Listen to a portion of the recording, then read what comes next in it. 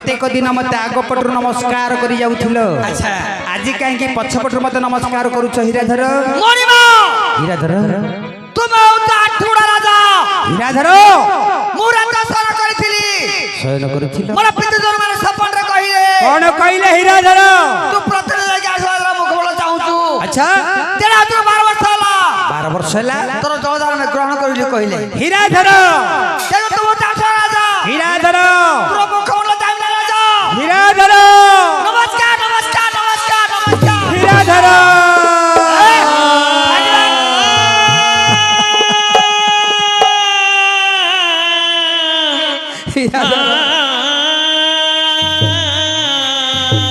Hiradhar